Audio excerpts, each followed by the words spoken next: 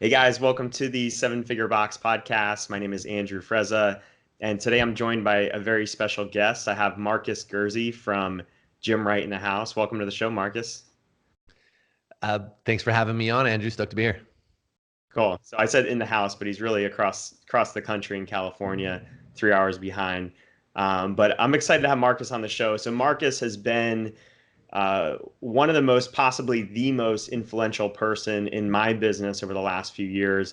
I first met Markus in November of 2016 at the Barbell Mastermind that was put on by Barbell Shrugged at the time, and had heard him on the Barbell Business podcast multiple times before that, and was always someone that I kept loved his answers on the show. He was the person that I kind of respected the most on that show and found myself gravitating towards the stuff that he was talking about. And then we actually started working with Markus, and it was called Barbell Logic at the time, which is now Gymwright. And in August of 2017 for CrossFit Palm Beach. And the first 6 months of working with them, our business just exploded. It was the most rapid growth we've ever experienced.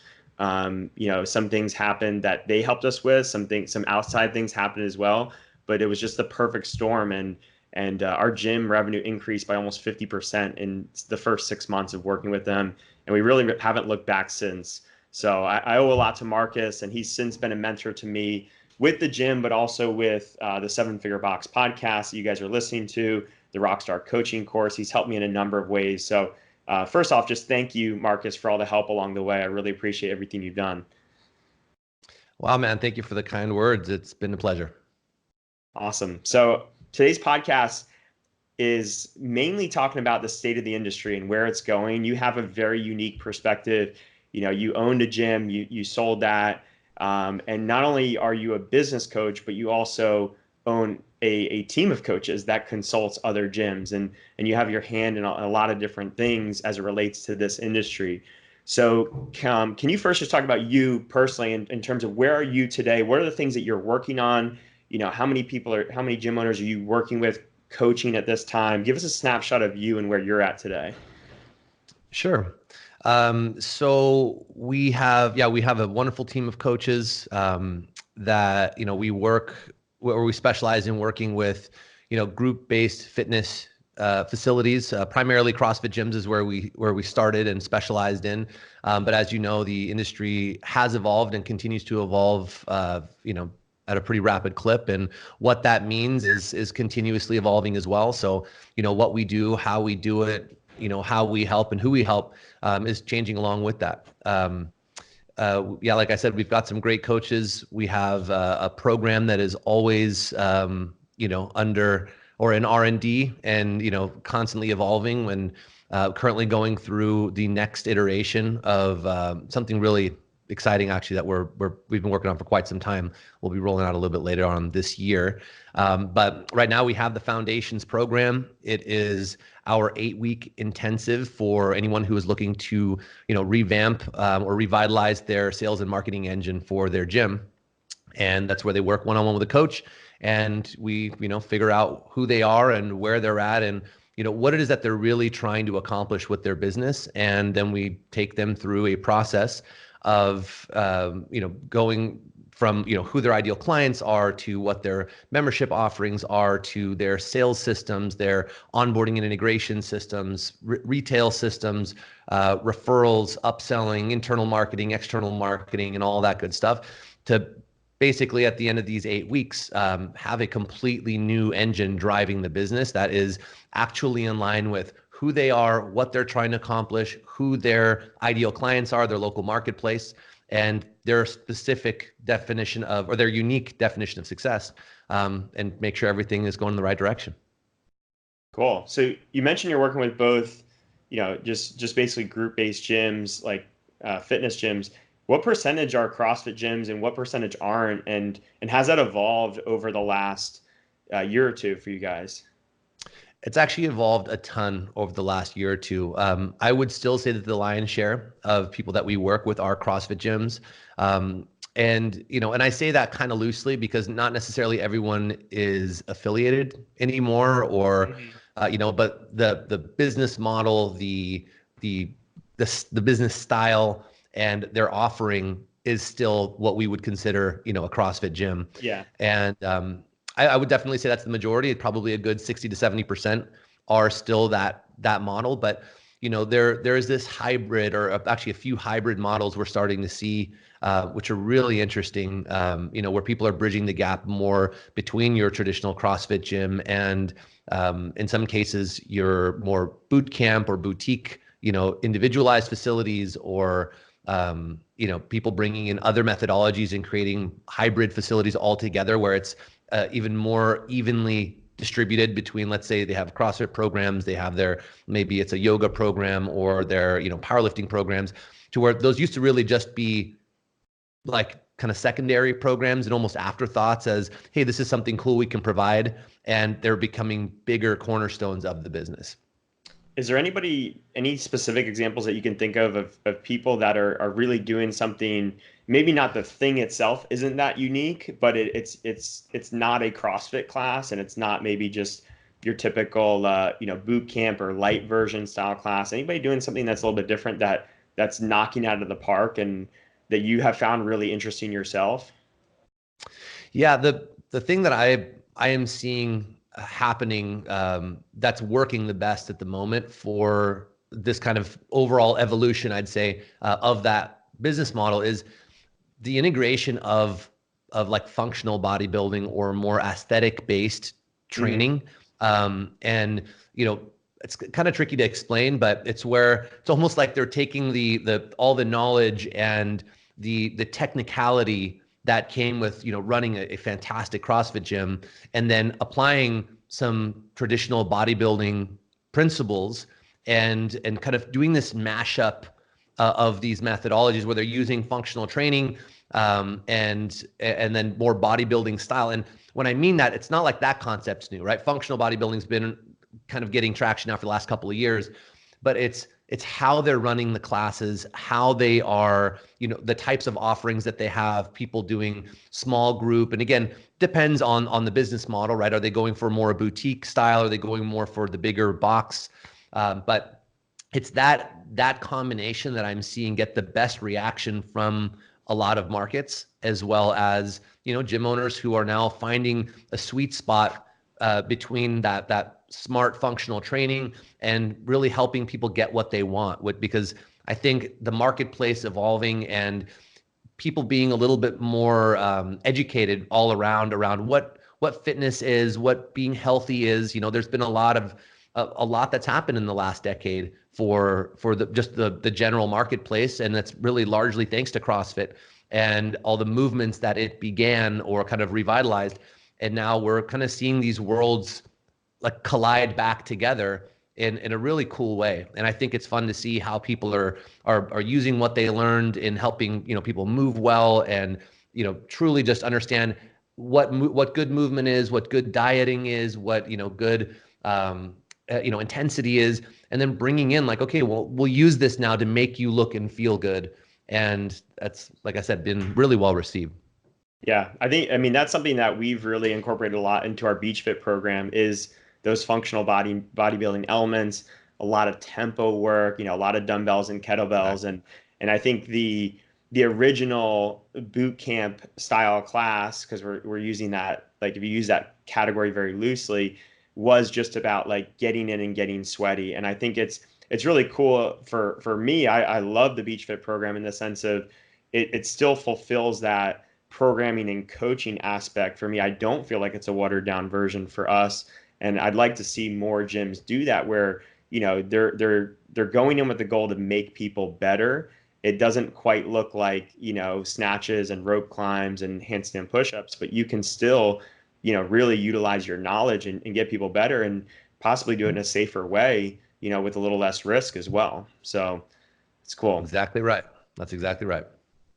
So what are some of the trends that you're seeing that you feel like, because I think this is a trend that is a good one. I could see that yes, it's probably more buzzword now, but I think it's a trend that can last for a while because it's taking two good things and making them better, kind of like CrossFit did. What Hmm. are some trends that you're seeing that you don't feel like are beneficial? And it could be anything. It doesn't have to be in terms of the class structure, but what are any trends that when you hear a gym owner kind of bring up in a call, you're like, oh crap, like let me see if I can steer them away from this thing because it's probably going to throw them off. I'd say the biggest thing that I'm seeing is the desire just to chase the buck.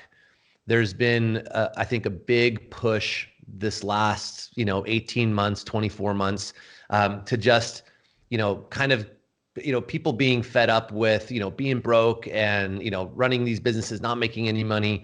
And, where they were just focused on the members and the community and all that, to kind of the polar opposite now, to where it's like, well, I'm just going to go all in. It's all about the money. I don't care about, whatever it takes to make more money. And it's kind of like the same thing that you see oftentimes just in the overall entrepreneur community, where it's just about like putting big numbers up on the board, whether it's overall member count or dollars and all that. And don't get me wrong, it's all about, running a great gym should be a balance between those two, right?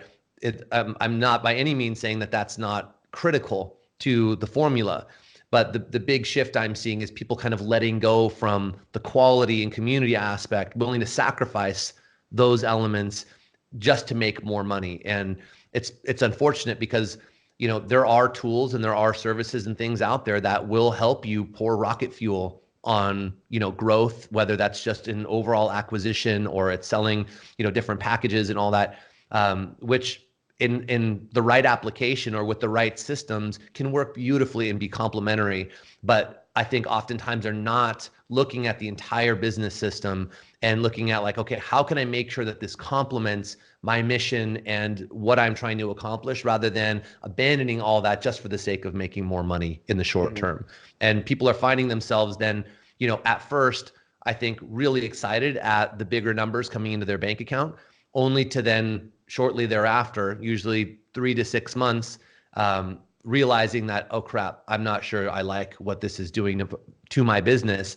And then now having to correct course yet again and a lot of things that they weren't prepared to do. Yeah, I mean, let's dive deeper into that. It's like one of the things that jumps into my head is like the 6 week challenge type stuff, where you're kind of putting all your time and energy into the person that hasn't quite walked through your doors yet, and potentially at the expense of the person who's already there. I mean, I've talked to various companies that are running stuff like this, and it was like, the thing that stopped us from pulling the trigger on any of these things was like, oh yeah, they're just have people come and join your normal classes. And, not only are you have people paying different price points in your classes, but you're taking away from the people that have been there the longest. And that's one of the things that I think not enough people are thinking about, is what is that experience for the veteran? Is it always improving for the veteran, or are they always getting the short end of the stick? Is that where you're kind of going with that? Is there other things you're thinking about?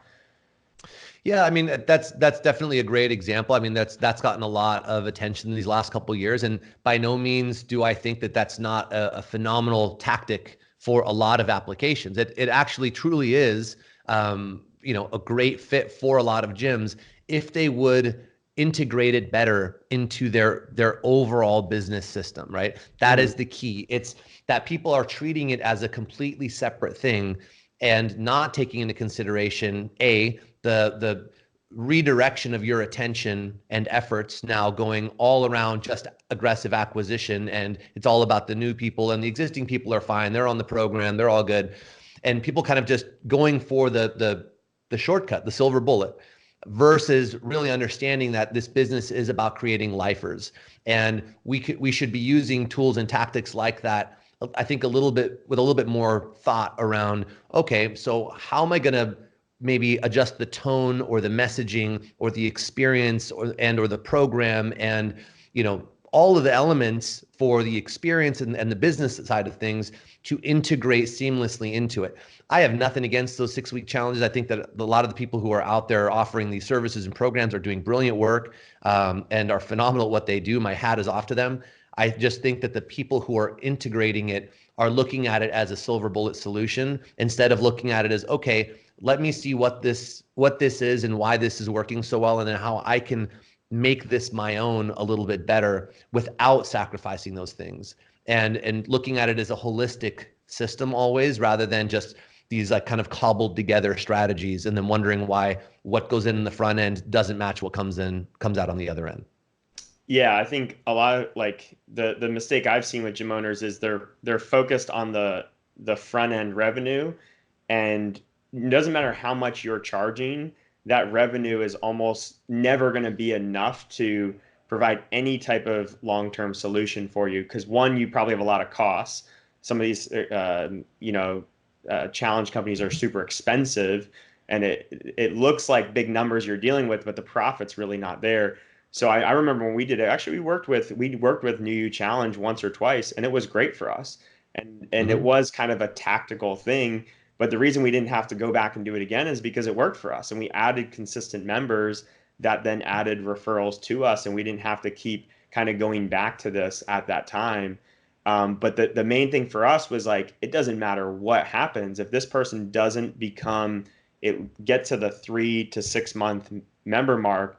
It's all lost. All that work is for nothing, essentially.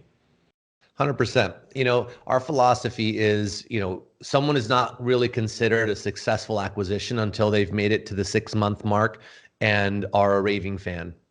Everything that we do around acquisition, onboarding, integration, everything, all the messaging, everything is about that concept, right? Is about getting them to that 6 month mark and turning them into a raving fan. So I think that, a lot of the people who are using these systems like you, it can be a great complement to what they're trying to accomplish.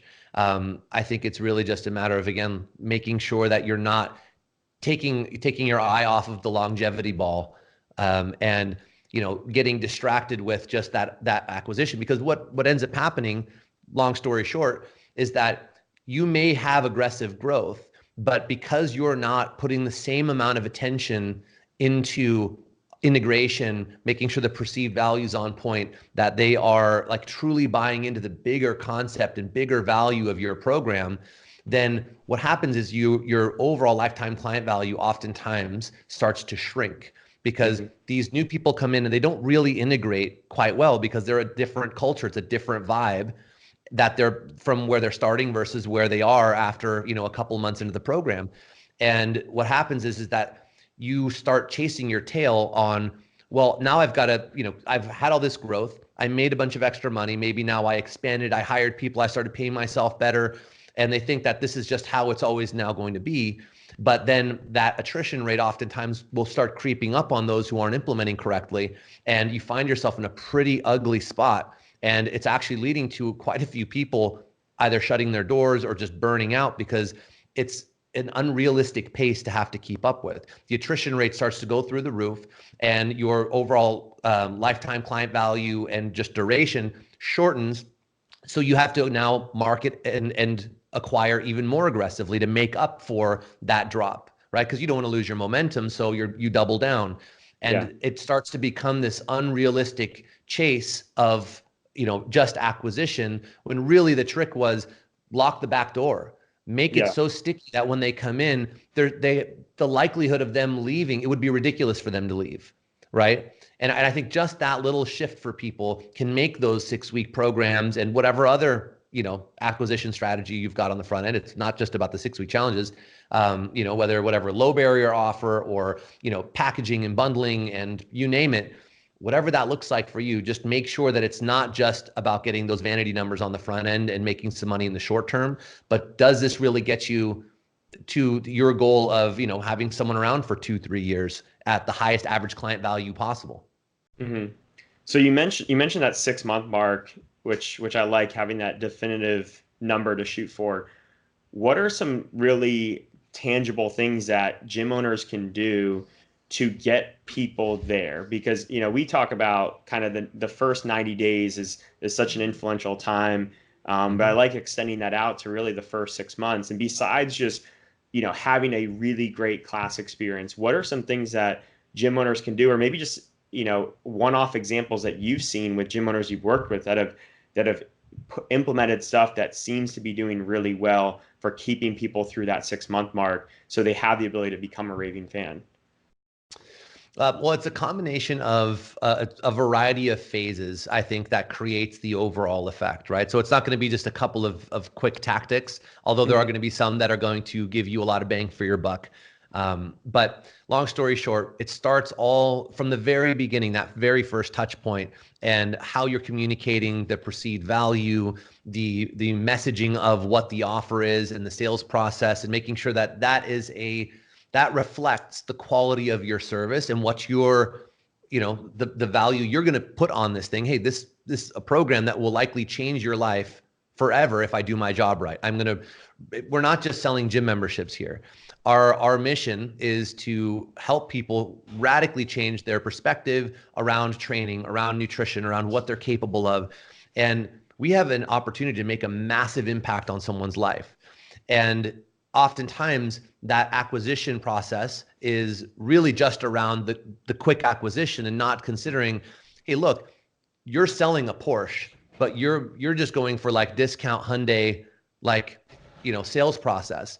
Right. I use this analogy often, but it's like, are you going to go to a Hyundai dealership and pay, $120,000 for a new Hyundai with the type of environment, sales experience, offers?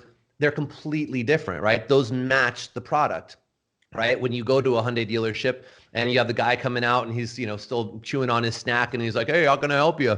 Is very different than when you walk on to, say, like a Porsche dealership and you've got someone who's well-spoken, not eating when they're, when they're talking to you, and just how they approach you. And hey, can I interest you in an espresso or a champagne or something? Have you checked out the new turbo?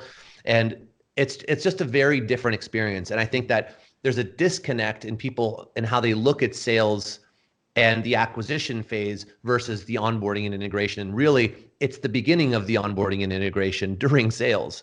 So just making sure that your process reflects the quality of what you're going to be offering so that you can have the kind of ask price wise, and that you can, command the kind of perceived value around your programs and your knowledge and what you have to bring to the table. And everything that follows. So that's the first step, is taking a look at that. And then the next piece is then looking at what your onboarding program looks like, and making sure, again, that also reflects, what you're offering, the impact you're trying to make, that you're educating them accordingly. An onboarding or on-ramp program or fundamentals, whatever you want to call it.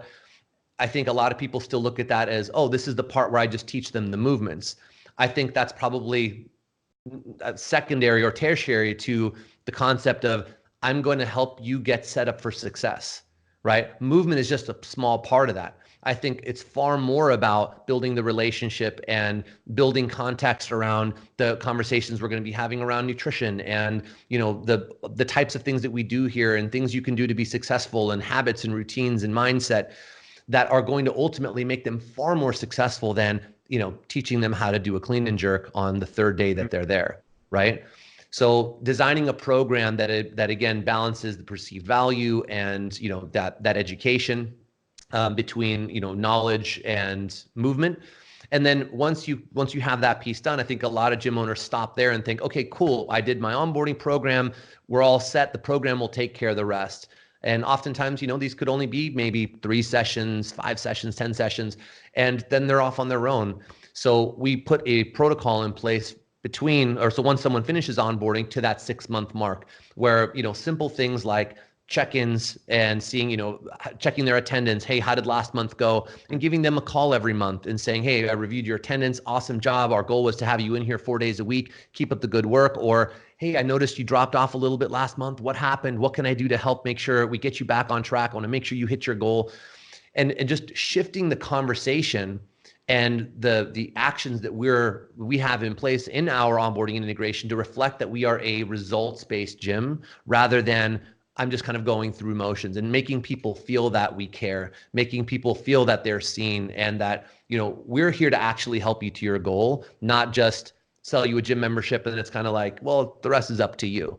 Right. And I think that making the overall tone and process and offers reflect that in itself can already be a total game changer for most gyms. Awesome. I love it. Are there any other trends that you're seeing in our industry? You mentioned this has shifted so much focus to kind of the business side, or just the pure number side instead of focusing on that culture and community side. Are there any other trends that you're seeing that you don't see as a positive thing, or you think that gym owners should avoid?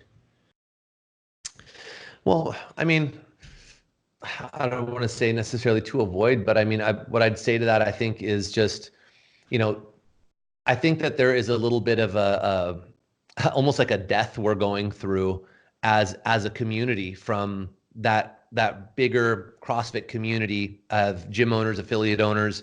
There was a really strong culture there, and there was people were far more open to helping each other. It was a very, positive and abundance minded vibe for this community. And it's just, I think, because of the competitive nature of a lot of the bigger markets, and just kind of where the industry is as a whole, it's consolidating. It's out of that honeymoon phase to where it is now. There's a lot of competition. There's a lot of people armed with a lot of good information, so the bar is higher. And because of that, people are holding their info and everything tighter to the vest. And I think that there's just a little bit of a removal from that community and that culture that I personally really feel is missing and will be missed. So I would just encourage people to make sure you're still contributing to the greater community that is, gym owners in our community that are trying to do good work and helping each other and networking with each other, whether that's going to networking events or it's, online Facebook groups, and it not just being a big bitch fest about how hard it is, and instead getting back to like, hey, we're doing important work. What's working? How can we help each other and support the overall movement rather than just what's in it for me? Yeah, definitely. So you mentioned this kind of focus towards the business side, and I want to kind of clarify on that as well, because I think I definitely see what you're talking about, but I also talk to a lot of people that still just can't make that leap. And one of the things that I always point to is like price raises, and pricing being the thing where the numbers just have to work. And I see a lot of gyms where I look at their pricing.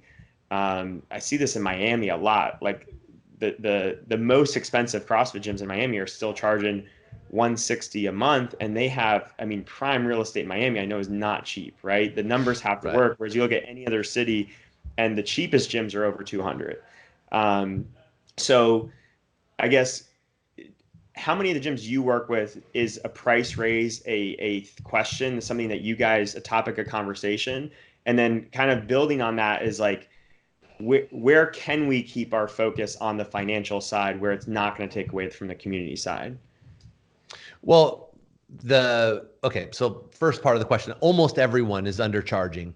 Almost everyone that we talk to, I think, is undervaluing what they're doing. And obviously the numbers have to work in order for the business to work, right? You can't just be, unless you're sitting on a pile of cash and you're in the charity business and you can afford to provide training for, a loss every month as a business. You need to make sure that those numbers work. And it's actually one of the first things we address in our program is we review the service suite, how many options, what you're offering, how does that fit into your local demographic, your ideal client, and your business goals, right? Those lenses all have to intersect. And where they do, that's going to be our sweet spot for pricing. And almost everyone those people, Markus, for those people, is it mostly that they're undercharging today, or is that they have so much grandfathered old stuff that they haven't brought up over the years that's really hurting, or is it a combination of both? In most cases, it's still both. Some have already kind of gotten hip to the idea that these numbers don't add up and have tried to do some price raises and things over time, and some more successfully than others. But almost everyone, it's both. Is that they've usually got, obviously depending on how long they've been around, they usually have their founding members who are paying, a fraction of what the current rate is. And, then maybe they raise it a little bit. And it's oftentimes a pretty big mess when it comes to usually going through this for the first time with them. Because here's the thing, and this is a crazy, a crazy realization that we had when we first started doing this, is that most people don't actually know like how their numbers break down, because they look at well, I'm charging $150 a month and I've got 100 people. So, 100 times 150 equals Y, right? But that number almost never adds up. Why? Yeah. Because they never factor in all the discounts that they're offering and the old legacy pricing that they still have for, 25% of their membership and so on. Coaches So memberships, it's family exactly right. And memberships. Yeah. it's usually a pretty serious come to Jesus when we go through numbers and we go through the money mapping exercise and analyze where we are and what's working and not working about our numbers, and then looking at our goals and where we're trying to go and having to bridge that gap. So in most cases, it's a price raise for both, but in some cases, that's not an option. Some people have unfortunately made commitments to people saying, I'm never going to raise your rate, even though you're only paying, $50 a month for something I want to charge $225 for now.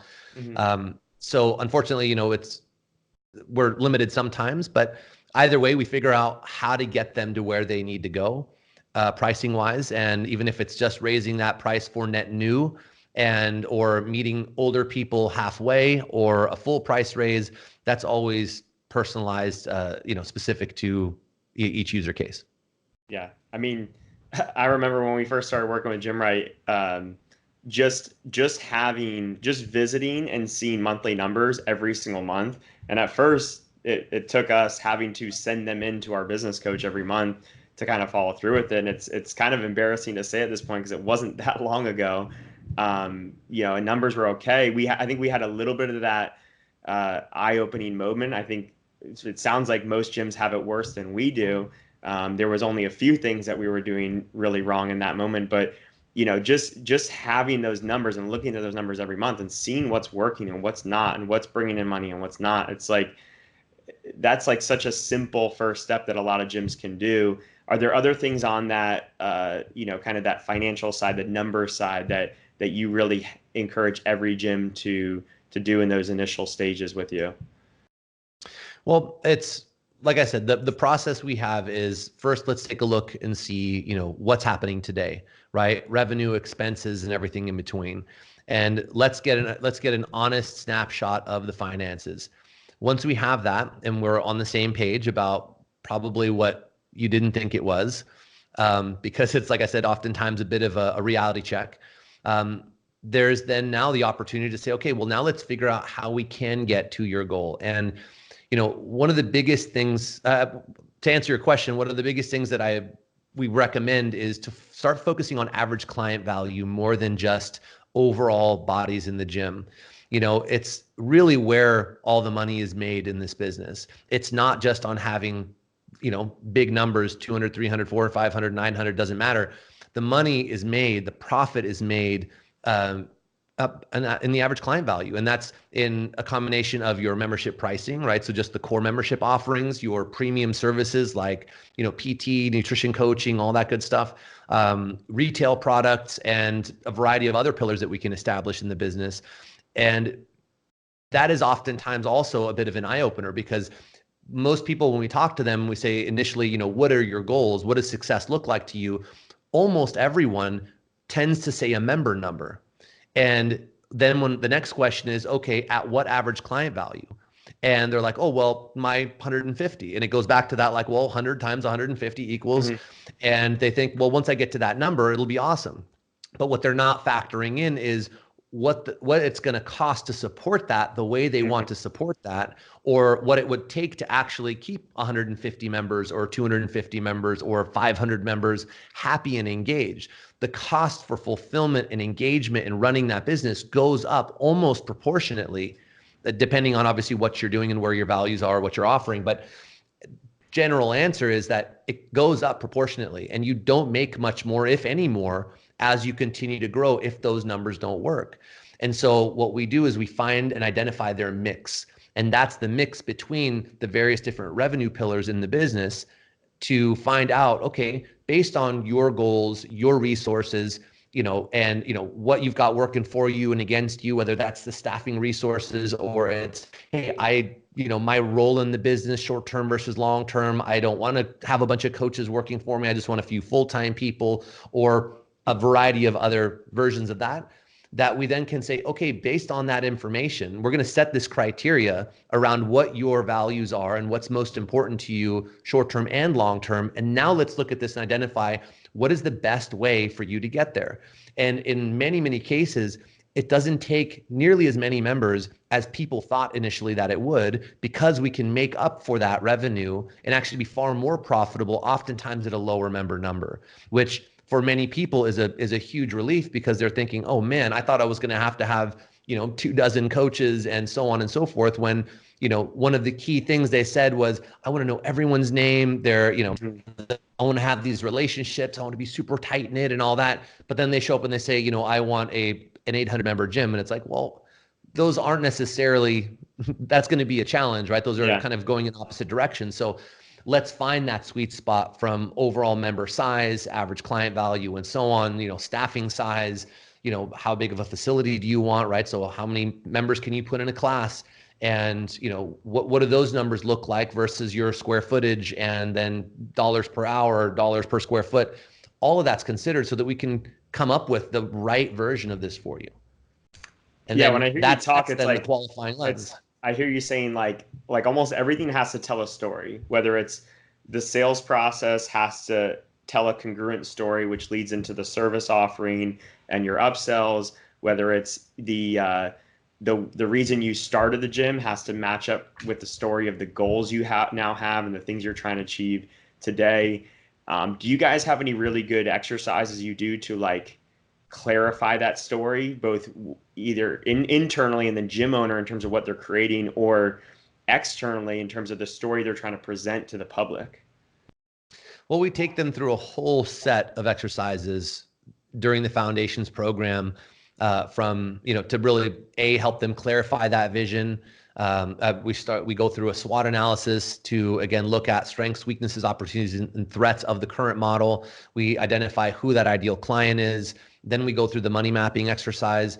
And that process is really what helps us then clarify and set what we call the qualifying lens, which is the set of criteria that every decision we're going to make around sales, marketing, content, referral programs, pricing, cancellation policies for contracts, everything is then going to be made through that lens. So we have this initial process that we take a few weeks going through when we're bringing someone new in to really clarify that, because we want to measure twice and cut once. Because once we start talking about sales processes, intro offers, content strategy, or, various marketing campaigns for whether it be retention or growth, it all has to match, right? It's all one big system. Remember, to your members, they're not looking at it as siloed phases, as like, oh, well, that was the sales process, and oh, then that was the on-ramp. To them, it's all one experience. Yeah. And this is, at the end of the day, a relationship-based service business. And so we have to take everything into consideration, which is, why we do the program the way that we do. We experiment with a whole variety of different teaching methods and program models for how we get our gym owners to be successful with what we're trying to get them to be successful with. And we've just found that, starting with that and spending a little bit more time on that upfront allows us to be far more effective and efficient when it comes to, everything sales, marketing, and growth related after that. Cool. So we've kind of talked about a little bit about like sort of the internal marketing, which is like basically retaining the people you already have and getting referrals from those people. And then you kind of have like the external side, which is, how you show yourself to the outside world. And then that sales process and everything is really kind of part of that overall sales and marketing strategy. With the gyms that you work with, do you tend to focus more on the internal side or the external side? And is it vary by size? Like, is it like, okay, well, once we get to 150 members, like we want to double down on the internal side and this is what it needs to look like? Or is it the same regardless of size? How do you think about kind of the internal marketing piece versus the external side? Great question. We like to start on the internal stuff first, because we want to make sure that we create a process and an experience that once we start adding people to it, that it's sticky and we can just then focus on growing and scaling, rather than putting a bunch of people into a broken system by focusing on external marketing first, and then saying, okay, well then, we'll clean it up after the fact. But now you've created a lot more work for yourself in most cases. Now, that said, there's going to be different scenarios. Some people come to us and they're in a much more dire situation. So where we may need to do some activation on the external stuff earlier on in the program, just to make sure that we even have a chance to get to it later. Right. Yeah. And so that said, our ideal order of operations is to start with all the internal stuff. And when I say internal, that actually does include the sales, the onboarding, that whole process, because that is the experience, right? The experience starts when someone hits your website. And so we start there and we go all the way through, their full life cycle. Obviously not just the 6 months. So I kind of lost my train of thought there. So I was going to ask, like, are there times where you're finding if you get so dialed in on the internal side that that's right, yeah. engine just runs itself, where you don't even need to worry about any type of ads, any type of, anything. Like, yeah, you can throw fuel to the fire every once in a while if you want to, but have you found that some gyms can, when they just dial in the internal side and get that retention and referral side really running, that they don't even need to worry about the external side? That's actually our hope for all of them. Now, depending on someone's goals, that's what's really going to determine whether or not we feel, paid advertising is, or to what degree of paid advertising is really necessary. I think it's an important aspect in all businesses to be able to turn that faucet on when you want or need to. But I think that advertising and a lot of that stuff, like more paid acquisition in general, should be looked at as a force multiplier, not as what you're relying on per se. Now, some people may argue that, but we've been doing this a long time, and almost 1,500 gyms later, we've seen it time and time again. If you really nail the product and the experience and the math works and the process works, and you've got a great culture, your organic growth, right? So what I mean by organic is just everything that's not paid. You can do awesome guerrilla marketing and referral programs and a whole slew of cool things you can do that don't require paid advertising, partnerships in your local market and so on. And we've seen people make that successful over and over and over again. And then we can add the advertising piece in as that force multiplier, or to pick up during slower times of the year, or to launch new programs, or to, a variety of different things.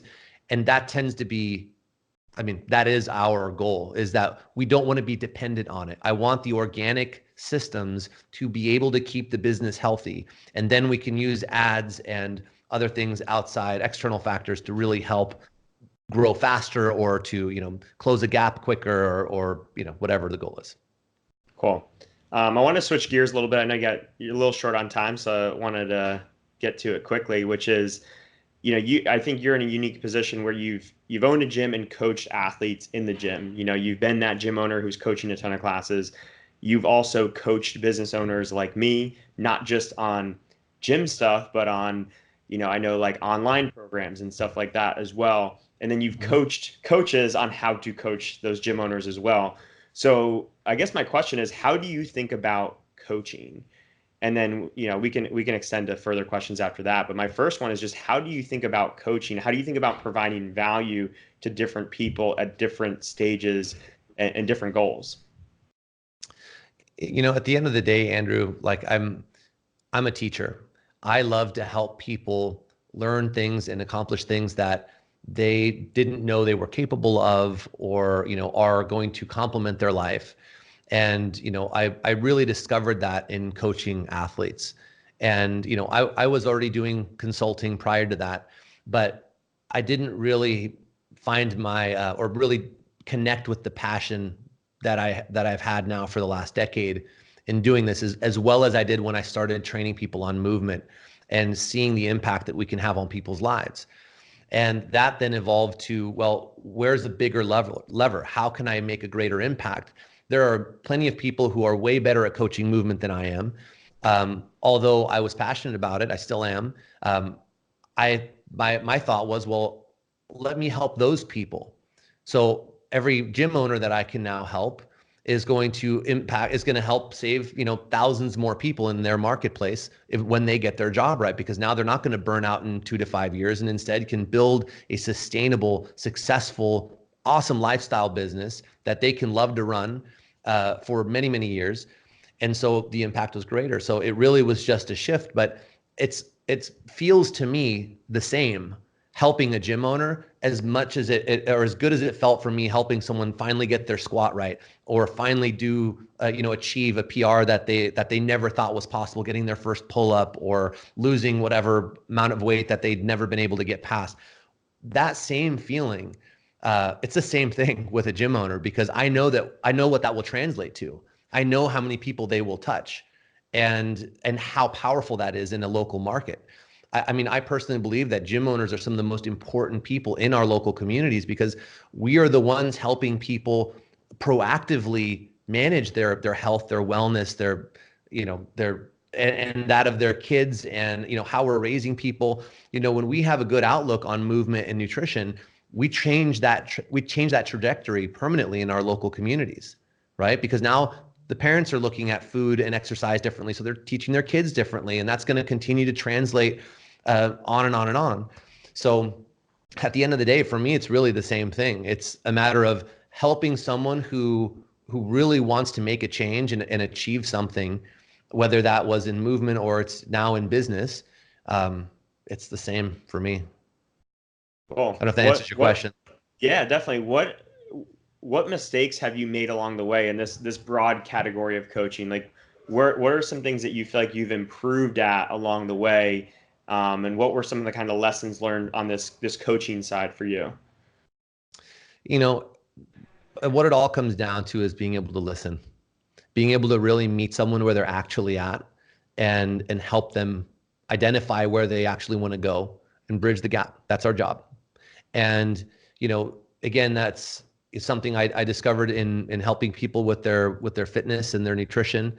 And now it's in business, but when we all start out, I think when we all start teaching, and you teach this in your Rockstar coaching course, we start out as someone who's basically just regurgitating and talking at people, right? Regurgitating all the stuff that we've learned, and, kind of treating everything at face value, and it's this way or the highway, and I don't really know the in-betweens. And, it's a lot of talking at people and not a lot of listening. And, that's, I think, how we all start. And, over the years, I've just learned to listen more and more, and really try to understand where someone is, and, what's working for them and not. Becoming successful in business, I think, is a surefire way to have to address your personal development, if you really want to move forward and progress. And if you can just understand that that's all it is that these are people who are stuck on their own self-limiting beliefs, and, things that they were taught when they were growing up, and, or what they're still hearing from spouses, family, other people, and that, people aren't making these decisions, in business or whatever based on knowledge. They're doing it based on these feelings and these things they've been conditioned oftentimes their whole lives. And that's actually what's holding them back.